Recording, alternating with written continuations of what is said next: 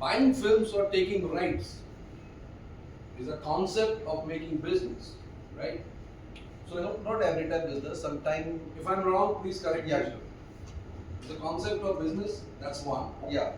Other one is like having a passion to promote the entire film industry. Right. Now, now these two, among these two, what is that ideology or what is that pinpoint that makes you buy films or taking rights from films from UAE or Middle East, not from India? India is also producing lot movies. Why not go for a self-country and not buy films from here or taking rights from here instead of buying from Middle East? I mean, what was your take? What was in the mind? No, for Indian movies, for information, we release more than 40 films in a year. 40 films we release in theatrically Indian movies. These are Hindi and South movies.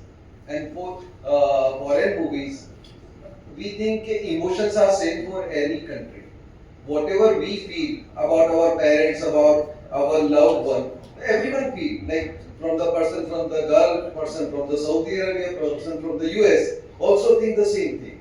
So main thing which connect the audience only through emotions, which are the same for everyone. And I think cinema has no language. So cinema में कोई भी language का बार नहीं होना चाहिए. कि I'm from south, I'm from north.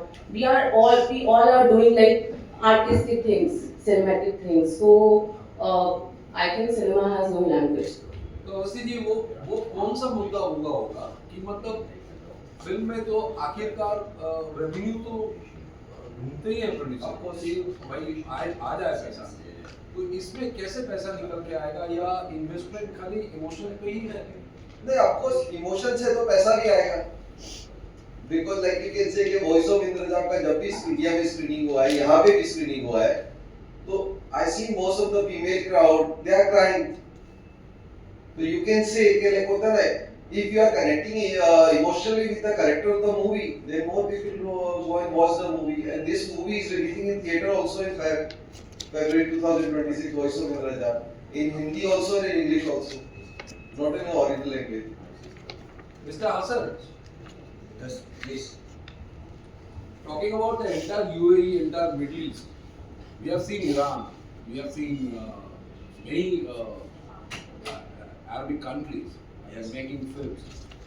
The one that moderator had spoke about and he's pointed that question, I mean, bringing in the non-actors, what do you call, in your word, non-actors. So these non-actors perpetually, what we see in the movie are actors. I mean, what is the game point? I mean, like, how do you convert all those non-actors into actors, into a time frame? Or what is your game plan? I mean, what are those things? Talking about the political aspect, we all know that Middle East have got that pressure and that thing politically. I mean, there are places where you cannot shoot, there are places where you cannot speak, there are places where you cannot flow your mind. I mean, despite of all those difficulties, I mean, what is your planning in going on such kind of thing? And one more thing that you have spoken, independent filmmakers. Like, how many independent filmmakers are coming in, and how many of them are visualizing to get people like Manoj Nadwana buy the films or taking the rights, they're giving you privilege of financing or monetarily supporting you.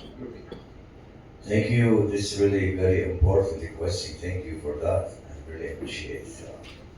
So, the first question about the non-professional actors, because we are talking about, you're talking about Iran, right? And Turkey. So we are the part of this, we call the cinematography. The cinematography. It's Iran and Turkey and Iraq. We are the cinematography. We are same culture almost, and same the people feeling and everything. So we cannot make like a sci-fi films or like alien films because our geographic, cinema geographic, it's the same, you know, and we are came from realistic cinema. It's very important to my country because before 2003 in Iraq, the cinema, it was really a propaganda cinema. It's like for Saddam regime, and Saddam he's control in the cinema, okay, and make anything just for him, not for artists, not for people suffering, not like for any politics problem. So when we came in 2000, after 2003, it's like after the war, and we are now the bureaucratics, you know, and we have more freedom right now. We can against anything and in Iraq because the artistic people, we say as a filmmakers, we need to against the war. We need to against the wrong politics rooted in the films, you know, because we think it's like if you and also we have a value in Iraq after the war. We have a value. So how we can take those people out from this value? So we are trying to make films and screen into these films, and we show them, you know, in the big screen, what is the value, what is the war make to you, and we make like a kind of like a catharsis. When Aristotle, he says the catharsis, when you wash your soul, you know. So we believe cinema make that.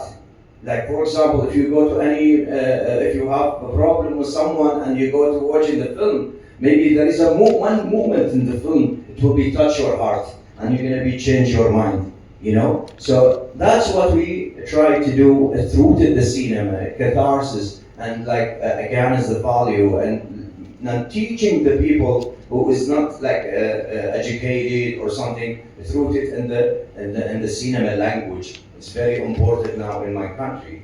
And what is the also your question? That how the entire Middle East, the entire world, and the way you are trying to project, bringing in the new non-actors and performing them into acting, and then finding the way out that these Indians now are going and buying out these films or projecting, financing your film. I mean, how do you connect to that? Yeah, it's very difficult, not easy. Okay, for example, the main character, Chum Chum here, this boy, Chum Chum, the main character, he's in the film. His parents get killed by ISIS. Okay, and this guy, in effect, we bring him from the orphans. We did the casting in the orphan house, the house called Husham al-Dahabi in Baghdad, and the effect, his story, he is lost his parents in effect. And he is that. And he's like we bring him from that world, you know, his world, you know, and we work with him before the shooting, 2 or 3 months. We make a production workshop for not to act. We need to understand them, and then we're gonna be organized them feeling it through the scene. It's not easy, okay? So before that, we make a lot of we have Muhammad also the director. We make a film called Son of Babylon. The main character, the grandma, she go with a big journey to find her son. So the woman who choose the main character, it is really she. We find her in the village. We just knock in the doors of the house. We need to find the people, you know, in the village, and we find a woman. And the woman, she have the same problem. She lost her husband, and the director told her in the film, you are lose your son, okay, and you're looking for him, and change your feeling from your husband to son, okay, and we use that like effect in the film. That's he gave you like a good, beautiful moment, what you want, the feeling, and by the end of the day, like we need to believe in those characters. We need to believe in this story, and if you want to do that, it's not gonna be easy. So, yes, In one word, yeah, 2002, 2003, yeah. the Saddam era, he was not connecting with people. Now after 2003, which cinema you are trying to connect with common people, right? Cool. So before 2003, the all films is about the leader Saddam, blah blah blah. And after 2003, after the war, the people in Iraq, they are very thirsty to watching films. So what kind of films? They are need to see them live in the big screen because we have a lot of problem. So we are focused now to make independent films, like or art house films, like kind of art house films. The people they like it and they come like enjoy and they watch it. Our films when it's screened in Baghdad because it's very realistic and it have like a very the story very strong, okay, and very strange story also. And you see all the cinema, all the theaters is very full, sold out, in Iraq, because we are showing the them life in very basic story, in very basic people, and the big screening. So that's what made them to come and join us. My last question. Yes. When you do such kind of film and you screen it in Baghdad or wherever, do you have the subtitling mandatory, or you do this subtitling once you send the film out of Middle East or out of your country? The subtitling part. Okay, so good question. Love you, man. So for this question, let me tell you something. For us, when we make a film, any scene we are brought, we are thinking about our audience. Who is our audience? Okay, like because we need to make a scene. So that scene it will be like the people from Iraq, from Germany, from India, from China, from America understand what happened in the scene. We call that international language. This is what we thinking before we wrote any scene, any film. For the subtitle. So of course, yeah, we all films we put English subtitle and debate about the country. Sometimes French, sometimes maybe Indian, and sometimes what kind of country is the film gonna be go? Okay, but by the end of the day, the scene it will be the international language. So everybody is gonna be know what happened and what is inside the film. Thank you. Thank you for your question. So, is there anyone who would like to ask anything?